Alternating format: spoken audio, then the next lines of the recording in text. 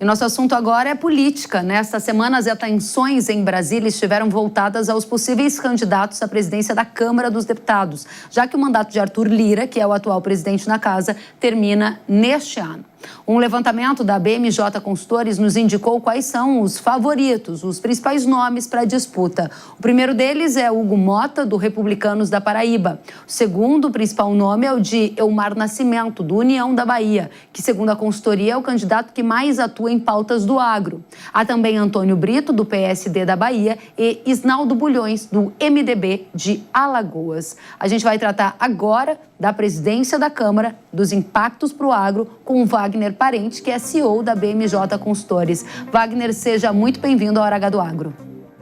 Oi, Kelly, é um prazer estar aqui novamente. Para a gente também é uma satisfação, especialmente quando você está trazendo aí uma pesquisa inédita que já aponta os favoritos e as conexões com o agro. Quem é o favorito dentre esses nomes que você apresentou para a gente para assumir a presidência da Câmara? Qual a relação desse favorito com o agro?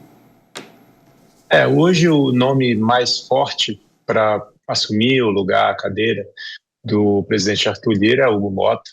Ele tem uma relação tímida com o agro, não faz parte, não é um membro ativo da FPA, pelo menos, apesar de já ter se manifestado e votado a favor de algumas pautas do agro no passado.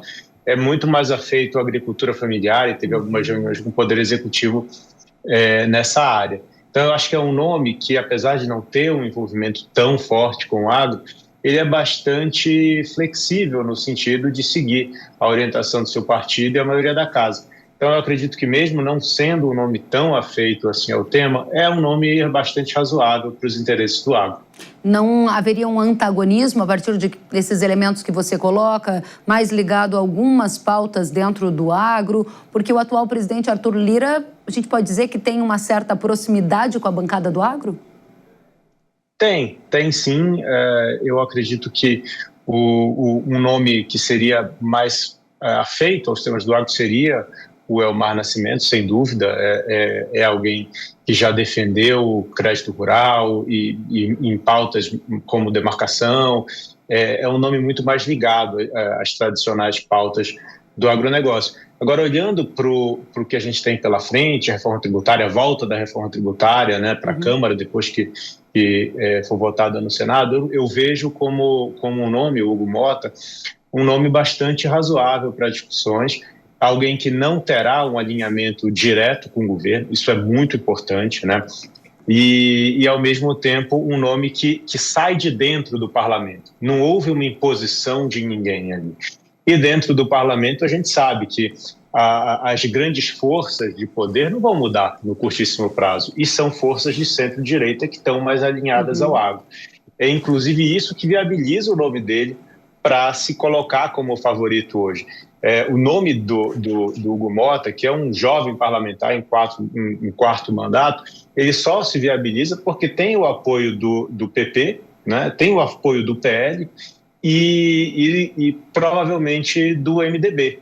Né? Então, com essa coalizão de centro-direita, somado, evidentemente, a um não veto do governo, é um nome que chega muito forte, mas com uma indicação do parlamento. É um nome do parlamento e é no parlamento que o agro é mais forte, cara. Importante o que você coloca em relação ao aspecto, né, de centro-direita, em que é dentro do parlamento que o agro é mais forte, mas me ocorre aqui, Wagner, que a gente tratou em algumas edições anteriores, que a própria bancada do agro, que é a maior bancada do Congresso Nacional, tinha alguma expectativa de indicar o nome, inclusive, do atual presidente, o Pedro Lupion. Por que isso não avançou e por que, sendo a maior bancada do agro, não consegue emplacar um nome para a presidência da Câmara?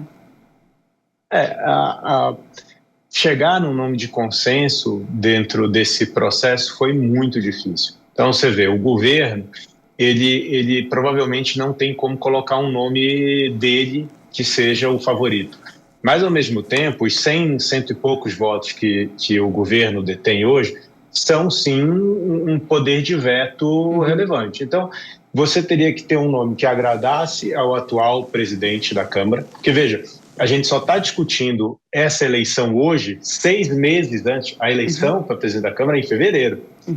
Por que a gente está discutindo hoje esse assunto? Porque o presidente Arthur Lira é o presidente com maior poder da história da Câmara. E essa discussão ele quer que seja feita agora, durante o seu mandato. É só por isso que a gente está discutindo isso nesse momento. Nunca na história do parlamento foi feita uma transição com tanta antecedência, sabe? Então, assim, você chegar num nome de consenso foi muito difícil.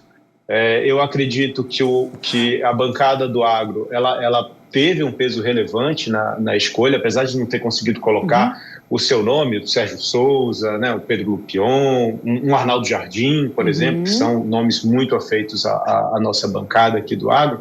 Eu tenho absoluta convicção de que foi, sim, um fator decisivo para que os diversos partidos onde a bancada do agro está, tenha apoiado ali o nome do Hugo Motta. Importantíssimo esse aspecto que você traz de por que estamos discutindo esse tema agora, muitos meses antes da saída de Arthur Lira. E eu vou repetir aqui o que o Wagner acabou de dizer, que Lira é o presidente com maior poder da história. De onde vem esse poder e de que maneira ele vai emanar esse poder para o próximo presidente da Câmara? Ou seja, qual é como ele passa esse bastão, como que ele mantém esse poder e essa influência nas pautas do próximo ano, para a gente fechar, Wagner? Acho que essa é a pergunta fundamental. O parlamento não vai deixar de ter o poder que ganhou nos últimos anos. Seja o poder de pauta, né, na definição do que é votado lá dentro. Hoje, as medidas provisórias não trancam mais pauta, né, pelo menos não como trancavam antigamente.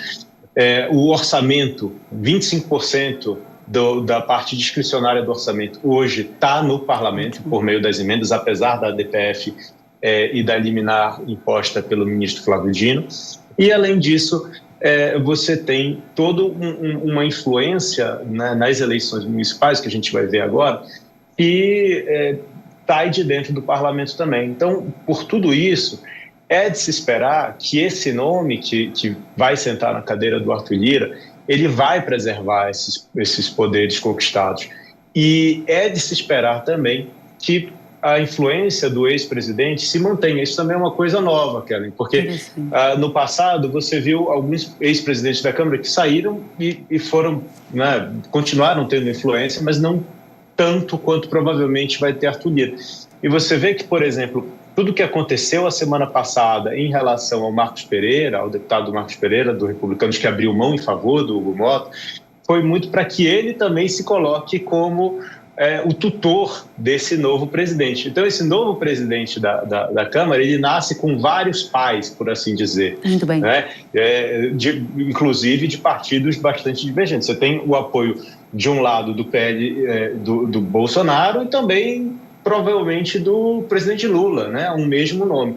Como isso acontece? Porque é um nome ungido pelo parlamento, que fica muito difícil você ver um outro nome competitivo aparecendo nessa frente, né? Então, é um nome de consenso para que se preserve as prerrogativas que o parlamento conquistou nos últimos 10 anos, pelo menos, cara. Wagner Parente, CEO da BMJ Consultores, obrigada por trazer aqui a sua pesquisa, por apontar para a gente o favorito e ainda dizer qual é o papel dele e as conexões com o agro. Você é muito bem-vindo, volte mais vezes. Eu estou sempre à disposição, cara. Até a próxima. Obrigada.